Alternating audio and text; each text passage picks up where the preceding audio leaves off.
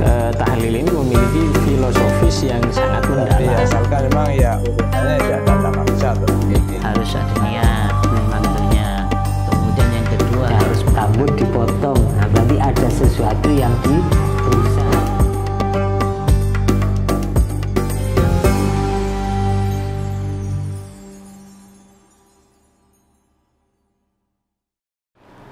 Assalamualaikum warahmatullahi wabarakatuh. Sahabat Hias Media dan para pemirsa dimanapun Anda berada, senang sekali saya bisa mengudara pada kesempatan yang indah ini untuk menyapa para pemirsa tentunya dalam program yang kita tunggu-tunggu bersama, yaitu kajian Islam bersama Hias Media. Sahabat-sahabat sekalian, sebagaimana biasa kami akan mengajak para pemirsa untuk menyimak obrolan kami berkenaan dengan hal-hal yang banyak terjadi sekitar kita yang dikemas dalam obrolan yang sangat menarik yang syarat akan ilmiah. Sudah hadir di tengah-tengah kita yaitu narasumber kita pada kesempatan kali ini, yaitu Ustadz Samsul Arifin Abu. Terlebih dahulu kita sapa dulu beliau. Assalamualaikum Ustadz. Waalaikumsalam warahmatullahi. Alhamdulillah kita berjumpa lagi dalam episode ini Ustadz. Mudah-mudahan perjumpaan kita senantiasa membawa berkah dan manfaat. Amin amin amin. Ustadz, ini ada sebuah pertanyaan sekaligus berangkat dari sebuah cerita. Ada seorang laki-laki yang sudah berkeluarga, kemudian dia merantau ke luar negeri untuk bekerja. Akan tetapi sekian tahun cukup lamanya dia tidak ada kabar, sampai sang istri ini kebingungan nih saat statusnya, saya ini apa sudah ditalak atau seperti apa, mau nikah lagi karena memang belum pernah ada ucapan talak. Mau dianggap punya suami, ini suami juga tidak ada kabarnya bertahun berpuluh-puluh tahun ini. Gimana menurut pandangan fikih kita seperti ini, Ustaz? Ya baik, terima kasih ya. Pertama bahwa ini memang banyak terjadi ya, sering terjadi, mungkin bukan hanya di mana-mana, mungkin sering terjadi. Iya. Khususnya di daerah-daerah yang memang sering merantau ya, merantau, orang-orang yang senang merantau. Jadi dalam istilah fikih, orang wanita yang seperti ini atau istri yang seperti ini dinamakan, istilahkan dengan jazatul mafqud. Mafqud, kehilangan suami. Jazatul mafqud, kehilangan suami atau suami tidak ditemukan kabar beritanya namanya. Jadi ada di mana dia. Jadi sisi lain dia ya butuh nafkah lahir dan batin ya. Itu maksudnya Ustaz. Jadi kadang juga punya anak yang harus dinafkahi, di samping dirinya sendiri juga butuh nafkah, kadang punya keluarga yang harus dinafkahi. Mau nikah lagi? Masih nikah lagi, statusnya masih punya istri, masih punya suami. Jadi tidak nikah lagi juga.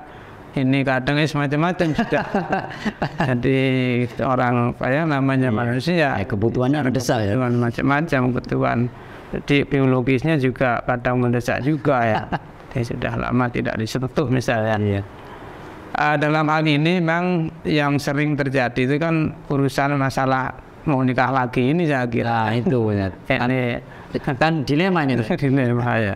Dalam pembahasan fikih memang wanita seperti ini ya tidak boleh menikah pada dasarnya. Pada asalnya atau pada dasarnya tidak boleh menikah lagi. Kenapa Ustaz? Karena melihat statusnya. Ya, karena memang masih punya suami.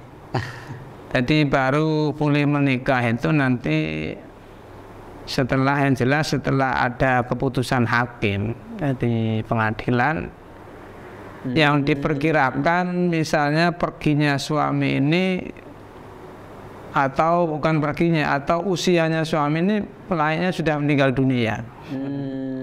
Misalnya pergi lama, diperkirakan meninggal dunia, apalagi memang ada kabar misalnya kecelakaan jadi seperti contoh kasus pesawat. Jadi memang tidak ada kabar, ini kemungkinan besar meninggal dunia. Tapi sekalipun atau usianya sudah atau memang usianya memang sudah, umumnya orang sudah meninggal dunia. Nanti ngomong ini prosedurnya nanti kalau ke hakim untuk memutuskan bagaimana? Ya makanya itu. Jadi sekalipun sudah seperti itu tidak boleh langsung menikah, maka harus lapor dulu ke hakim.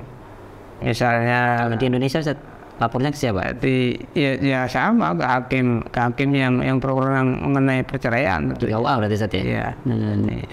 Lapornya ke situ, baru nanti menunggu masih kadang 4 tahun. Lama juga.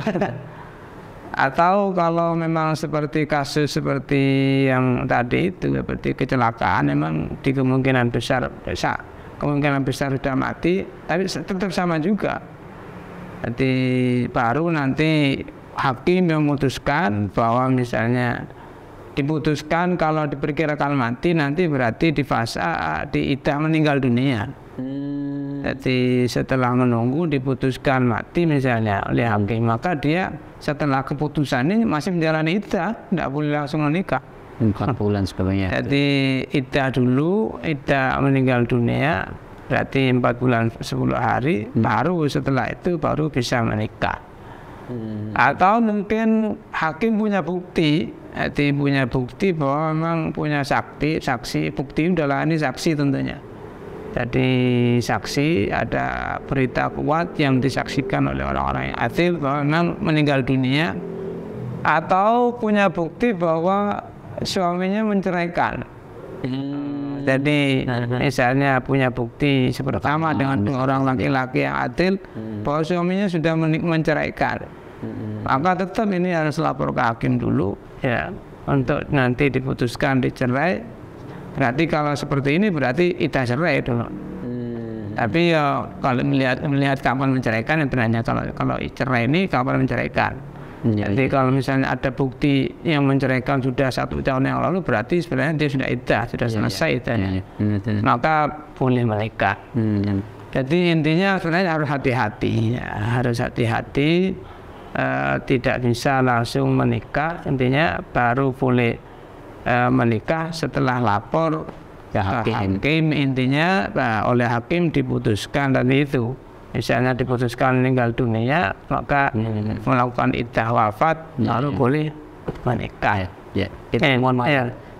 Dari apa yang jenengan sampaikan tadi kan, contohnya kalau memang sudah ada dugaan bahwa si suami ini meninggal atau menceraikan, ada bukti, Ustaz. Kalau memang tidak ada tanda-tanda sama sekali, Ustaz, tapi lama sudah tidak ada kabar ya. Ya tadi itu di 4 tahun, minimal 4 tahun. Setelah 4 tahun baru nanti hakim memutuskan. Jadi 4 tahun ini, mohon maaf, ini mulainya dari keputusan hakim atau dari pertama kali berangkatnya suami, Zat?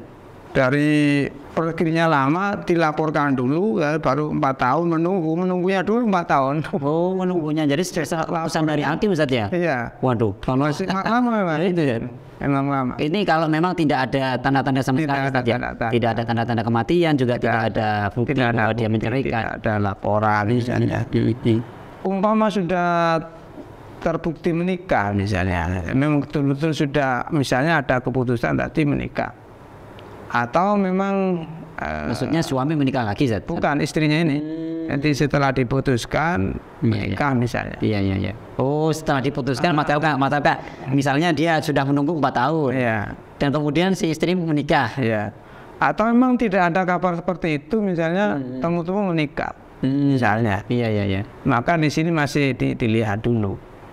Jadi saat menikah itu ternyata saat menikah misalnya Iya. Jadi ternyata emang ada kabar memang suami sudah meninggal 4 tahun yang lalu misalnya. Jadi saat menikah dia memang statusnya jomblo. Maka sah pernikahan. Iya. Tadi kan kabar itu datang setelah dia menikah. Setelah dia menikah. Karena memang urusan akad ini kan nafsul amri. Jadi kenyataannya. Iya. Jadi sekalipun pada awalnya mestinya tidak boleh karena belum jelas apakah dia statusnya punya suami atau tidak ya. Iya. Kalau melihat dohirnya punya suami. Iya. Tapi kenyataannya waktu akad nikah dengan suami kedua, memang suami sudah meninggal sudah 1 tahun yang lalu misalnya. Iya. Maka ini sah pernikahan. Jadi hukumnya, mohon maaf, hukum akadnya bisa berubah kan gitu. Iya, sah. Yang awalnya tidak boleh mestinya kan? Iya, tidak boleh mestinya. Karena lihat kenyataannya ternyata 1 tahun yang lalu suaminya sudah meninggal, sah. Sah. Jadi mulai dari awal itu dianggap sah ya itu. Sudah dianggap sah. Maka di sini tidak dianggap syubhat. Ya. Begitu juga sebaliknya, kalau ternyata waktu akad nikah dia statusnya masih punya suami tidak sah ya. Tidak sah. Masih banyak perincian sebenarnya. Atau sama seperti yang tadi, sudah diputuskan oleh hakim ya. Sudah diputuskan oleh hakim. Dikatakan meninggal dunia. Nah, ini secara zahir nikahnya sah. Sah. Kenyataannya karena memang sudah ada kabar atau sudah diputuskan secara umum berdasarkan tadi itu usianya, kalau umumnya kalau usia sekian sudah meninggal dunia. Jadi hakim memutuskan sudah dianggap mati, cerai mati, iddah menikah misalnya. Iya. Jadi secara zahir nikahnya sah karena berdasarkan berangkat dari keputusan tadi itu. Iya. Tapi kok ternyata ini datang lagi. Nah, itu masalah Ustaz. Tukaran nanti tadi. Nah, maka ini juga sama seperti tadi itu. Jadi pada hakikatnya tidak sah. Nah, nikahnya karena apa? Karena statusnya tetap Karena masih kenyataannya sekarang suaminya ada tadi. masih punya suami. Wah, kenaikannya bagaimana Ustaz?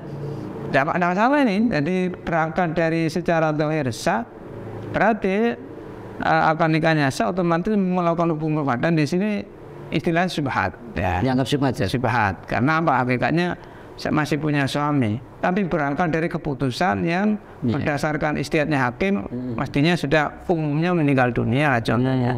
Ternyata datang. Maka ini apa yang dilakukan hubungan intim sampai misalnya punya anak. Wah, ini juga termasuk syubhat. Syubhat ini intisab. Maka anaknya bisa intisab pada suami yang kedua itu memang. Jadi karena berangkat dari namanya syubhat ini. Jadi berdasarkan dari awalnya yang berdasarkan zahir nikahnya sah sehingga hubungan badannya juga dianggap sah ya.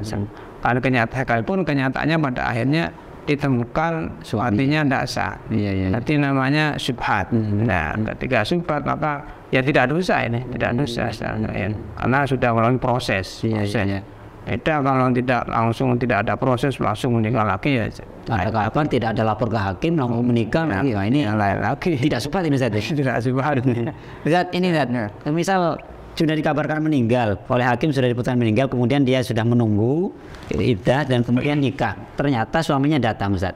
Nah, ini gimana status pernikahan yang kedua ini? Apakah nanti kalau memang suami yang pertama ingin balik, tidak usah dirusak? Iya, tidak usah dirusak, sudah otomatis bisa. Oh, secara otomatis? Iya, otomatis. Fatal secara hukum? Ya.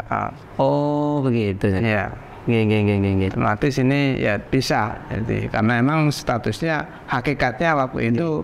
Jadi secara romantis suami yang kedua ini harus ini Ustaz ini? Iya. Akan nikah dohir apa satu hirun bahasanya. Jadi secara dohir berdasarkan keputusan itu sah nikahnya. Kecuali suami datang merelakan, beda lagi. Tidak bisa. Oh, tidak bisa. Tidak bisa. Harus jadi terus ya. Oh, begitu. Secara batin tidak sah. Jadi untuk yang suami yang kedua ini gimana? Ya, harus mentolak dulu Ustaz? Tidak usah. Secara otomatis ya? Hakikatnya nikahnya tidak sah, tidak perlu tolak. Jadi tetap kemudian si istri ini harus iddah dari suami yang kedua karena ini berangkat dari syubhat, maka ini wajib iddah. Jadi suami yang pertama datang tidak boleh langsung kumpul bareng, tidur bareng sebelum selesai menjalani iddah dari suami yang kedua. Terkait dengan yang watik syubhat tadi Ustaz, kira-kira konsekuensi dari watik syubhat itu apa Ustaz? Ya, ada sanksi bagi suami yang kedua melakukan syubhat? Tidak. Jadi anaknya intisab pada suami yang kedua. Ini termasuk kelebihannya syubhat. Karena berangkat dari sah secara zahir, sah secara zahir. Jadi tidak dihukum zina. Dan istilahnya muhtaram. Jadi istilahnya sperma yang keluar dilakukan saat hubungan badan itu muhtaram. Sehingga memang legal secara syariat Ustaz. Iya, secara zahir ya. Jadi dihukumi intisab anaknya. Waduh, kalau melihat prosedurnya yang begitu rumit Ustaz, tidak mudah dan suami tidak ngasih kabar ke yang ada di rumah ini. Penting juga ini. Penting juga, sangat penting. Jadi, terima kasih Ustaz atas kehadirannya pada kesempatan kali ini Ustaz. Mudah-mudahan barokah Ustaz. Sahabat Yes Media, itulah tadi pembahasan kami bersama Ustaz Syamsul Arifin Abu berkenaan dengan suami yang merantau tidak ada kabar, nasib istrinya seperti apa sudah dibahas panjang lebar oleh beliau. Mudah-mudahan menjadi informasi yang bermanfaat untuk kita semua. Dari kami kurang lebihnya mohon maaf. Assalamualaikum warahmatullahi wabarakatuh.